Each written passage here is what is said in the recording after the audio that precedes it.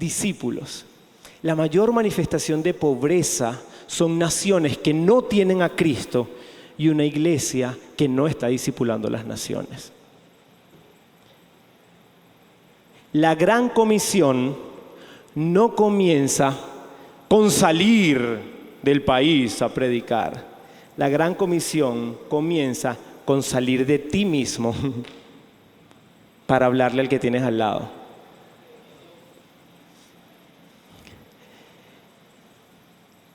Y ahora, amados, vamos a ir a 2 puntos. El mensaje de hoy quizás un poco corto, vamos a ver cómo lo lleva el Señor, pero 2 puntos. El mensaje de la semana pasada, cuando lo veía y lo releía en retrospectiva, tenía un fin. Tenía un fin y era ubicarnos en no ser, segunda de Timoteo, amadores de sí mismos. Dice Pablo, en los postreros días habrán hombres amadores de sí mismos. ¿Qué te importa solo tú? La semana pasada, es que veo mucha gente que no vino y quiero poner el contexto completo. La semana pasada nos tomamos una selfie, ¿se acuerdan?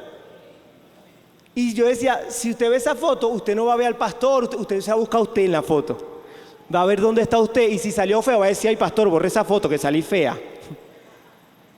Porque es natural, pero el tema, el enfoque era ese. Quiero que hablemos de las primeras preguntas que Dios le hizo a la humanidad. Es muy bueno, es muy interesante. ¿Qué fue lo primero que Dios le preguntó al hombre? ¿Alguien ha tenido una pregunta de Dios? ¿Alguien ha tenido un tiempo de intimidad donde siente que Dios le pregunta algo? Porque cuando Dios te pregunta algo, no es porque Él no sabe la respuesta, sino porque quizás tú no te estás dando cuenta de algo que Él quiere que te apercibas. Antes de seguir, cuento este testimonio rápidamente, ministró mucho mi vida. Un pastor en otro país conoce a un hombre de Dios, empresario, y él adquiere un espacio como un local y le dice que allí habrá una obra, que establezca una iglesia. Y él empieza a tener un lugar de intercesión, oración para posteriormente. Pero el lugar donde él está ubicado, predicando el evangelio, es un distrito de artes, pero aparte un distrito homosexual. Entonces él dice que estaba orando, tratando de hacer la obra, y a veces iba a hacer mercado y habían hombres que le echaban los perros. Y él decía, Señor, tú sabes que yo no quiero estar acá. Tú sabes que yo no quiero estar acá. Hay gente que tiene el llamado para esto. ¿Puedo hacer un paréntesis? El Señor ama a todos sus hijos.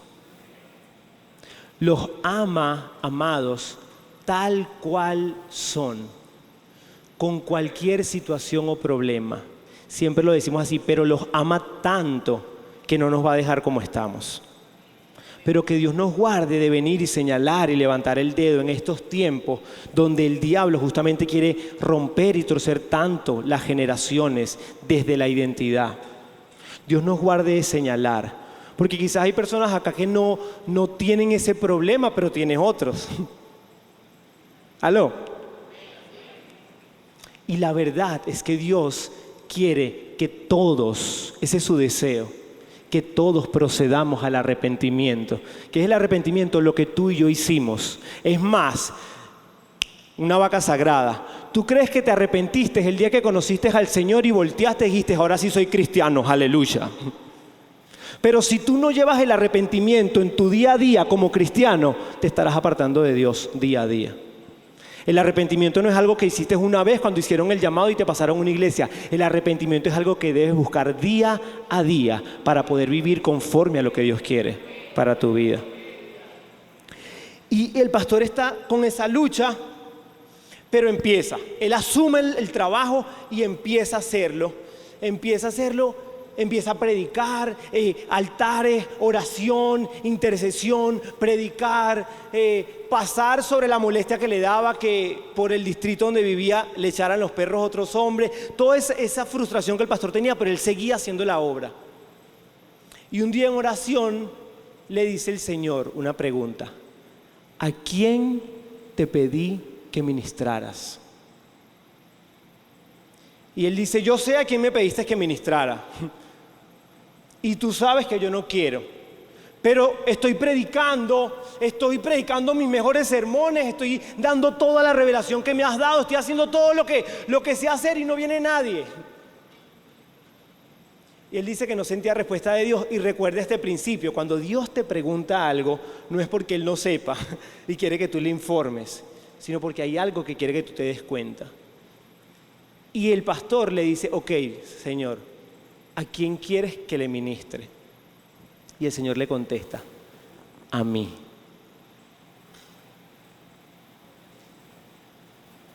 ¿Qué significa eso? Acabas de darle la tortilla al mensaje, la vuelta a la tortilla. Pero es que la única forma de que tú y yo podamos ir realmente y ganar por la obra del Espíritu Santo a quien no tiene a Dios es si primero tú estás buscando constantemente ministrar su corazón antes que nada. Por eso, con lo de Pablo y Silas, yo creo que ellos cantaban algo como Cristo, yo te amo. O cualquier canción simplemente de, bueno, Señor, aquí estoy en la cárcel, pero yo sé que estoy en tu propósito. ¿Sabes qué es la paz?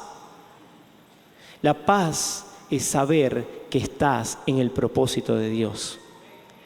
La paz no es sentirte tranquilo, la paz no es tener mucho dinero, la paz es saber que estás en el propósito de Dios. Y aunque vengan las situaciones, si tienes la convicción de que estás en el propósito de Dios, vas a tener un sentimiento, un principio, algo que es de la persona misma de Dios dentro de ti, llamado paz, porque Él es el príncipe de paz. Amén. ¿Y cuál es la pregunta? Una de las primeras preguntas que Dios hace es, ¿dónde está tu hermano? De hecho, es la segunda pregunta que aparece allí en el libro de Génesis. Y si conocemos un poquito de la palabra, sabemos que se lo dijo a Caín. Porque Caín asesinó a su hermano. Pero la respuesta de Caín es muy interesante porque Caín dice, no sé dónde está mi hermano. ¿Acaso soy yo guarda de mi hermano? ¿Acaso yo soy guardián de mi hermano? Y esto denota algo que a veces nos pasa. Bueno, yo no sé qué le está pasando a él, pero yo estoy bien. Ayer hablaba con unos discípulos y salía el tema de cuando se fue la luz a nivel nacional. ¿Se acuerdan? ¿Se acuerdan de ese proceso?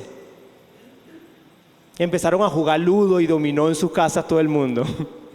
Soltaron los teléfonos porque se cayeron todas las señales, no había batería. Empezamos a hacer otras cosas. Pero en medio de esa situación hubo personas que se le estaba dañando la comida. ¿Se acuerdan?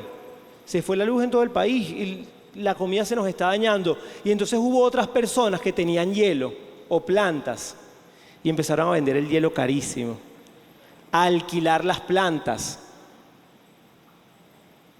¿Acaso soy yo guardia de él? Que se compre una planta y cuide su carne. ¿Tengo la culpa que él se le vaya a podrir la comida? Pero como parte de la iglesia de Cristo, tú y yo estamos diseñados para guardar su presencia en las naciones, su palabra en las naciones. Estás llamado a ser guarda de tu hermano. Indolencia hay en las palabras de Caín. Indolencia, sentir que algo no tiene que ver con nosotros. Pero también él debe haber sentido esa rabia y esa molestia por sentir que a Dios le agradó la ofrenda de su hermano y no la de él. Ese quizás sentido de rechazo, esa falta de perdón. Anto estaba investigando algo en estos días y decía que cuando una persona está lejos de Dios, hay dos cosas puntuales que se pueden identificar. O te vuelves indolente o te vuelves extremadamente sensible. Y todo te hiere y todo te duele o nada te importa. Y las dos posturas son extremadamente dañinas. Porque aparte las dos posturas, aunque se vean diferentes, uno es, no me interesa, me importo yo, que parece muy llena de orgullo, y la otra parece muy pobrecito. Las dos están llenas de orgullo. Las dos, aunque se vean de formas diferentes, las dos están hablando del yo profundamente. De un enfoque de la iglesia que se ha querido meter para que seamos amadores de nosotros mismos, para que vengamos a buscar solamente el favor de Dios. Y esto es un mensaje que sé que conocemos. Voy a comentarles unas estadísticas rápidamente, para que veamos un poquito cómo está la situación a nivel global. 7.400 pueblos, etnias, no son alcanzadas. Esto se refiere a lugares donde ni siquiera llega el internet todavía. ¿En serio? ¿Todavía no hay internet? No. Lugares donde no hay posibilidades de que esas personas puedan recibir de Dios. Cada minuto mueren 58 personas sin conocer a Dios. De hecho, esta estadística lo dice tal cual así. Mientras leemos y compartimos estas estadísticas, 2 personas mueren sin conocer la verdad de nuestro Dios. En el año 2018, hace nada, habían 40 países donde se perseguía a los cristianos. No han pasado 5 años todavía y hoy hay 80 naciones donde los cristianos son perseguidos. 1 de cada 7 cristianos, 30 millones de personas bajo esclavitud de tráfico humano, 50 millones de abortos por año, miles de huérfanos, toda una agenda creada para alejar al mundo de Dios. Y cuando veo estas estadísticas digo, Señor, necesitamos hacer algo más. Yo les comenté algo la semana pasada. Y es parte de una carga que creo que el Señor ha estado levantando una vez más, no solo en la casa de Manuel, sino en estos tiempos. Y les compartí en un discipulado pastoral que un pastor va a predicar en una iglesia en China.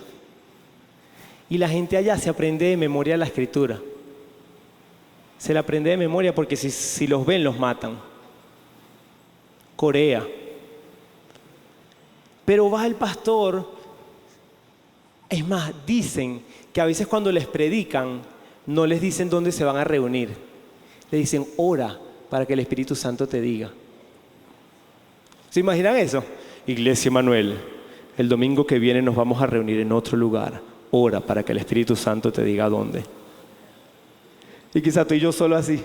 Bueno, alguno no oró, o yo me equivoqué de lugar o la iglesia no oró. Pero ese es el nivel.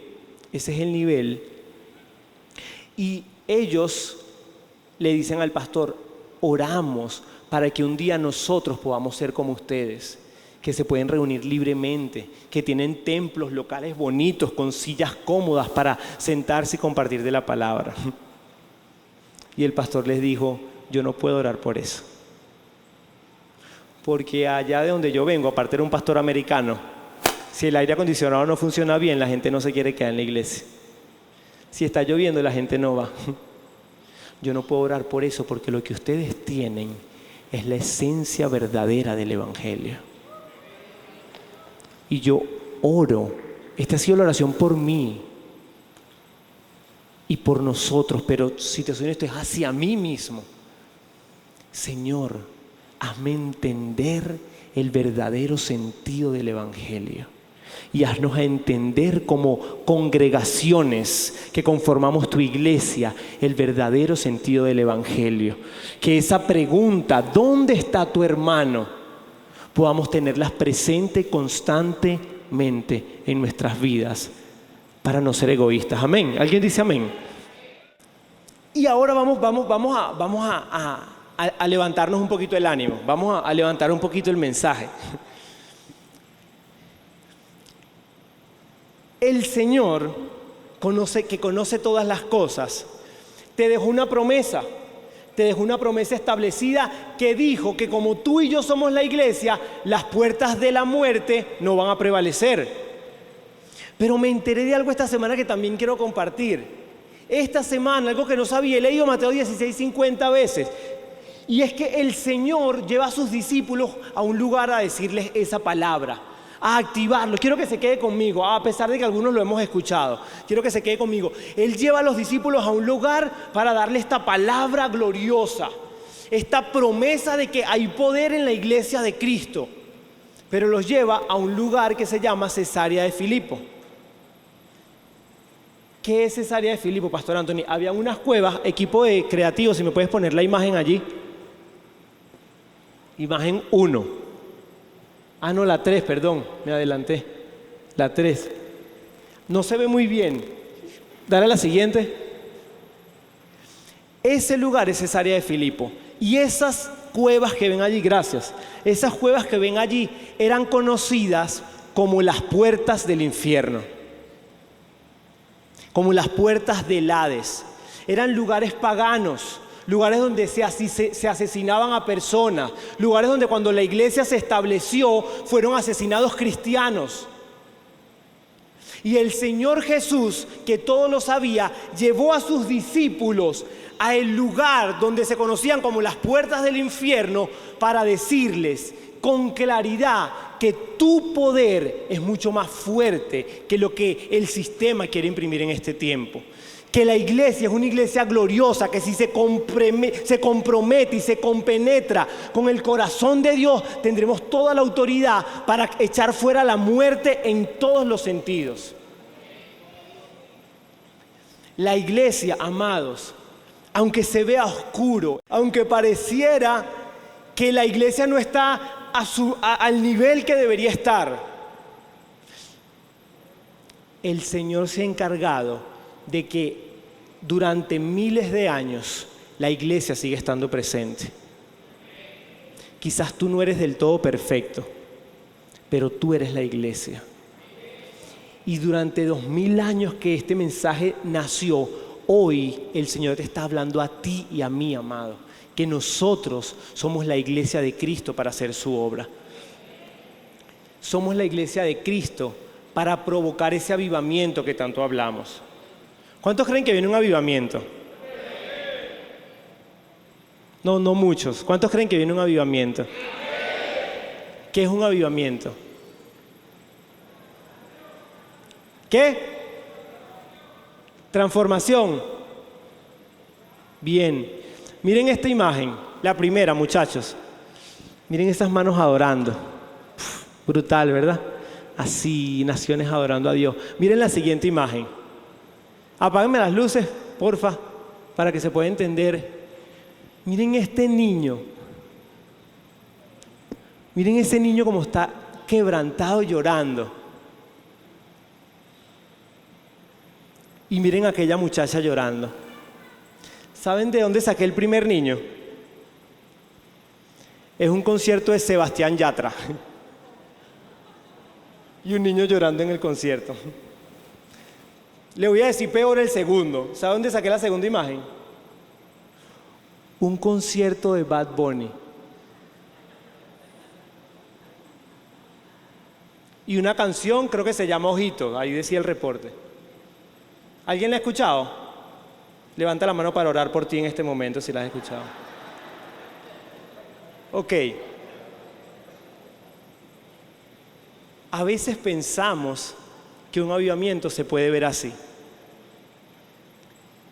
Pero la única forma de que identifiquemos, ahora sí pueden prender las luces, muchachos, de que un avivamiento real viene y un avivamiento real está pasando, es que puedas ver el avivamiento de Dios en tu corazón. No va a pasar un avivamiento en las naciones si tu corazón no es avivado. La única forma de que las naciones sean avivadas es que yo me avive, es que tú te avives y juntos comenzaremos a crecer en ese avivamiento. Amén. Amén. Y esto es este lado del mensaje, amados. Dile al que está al lado, el avivamiento siempre comienza en ti. No, mejor di, el avivamiento siempre comienza en mí. Siempre.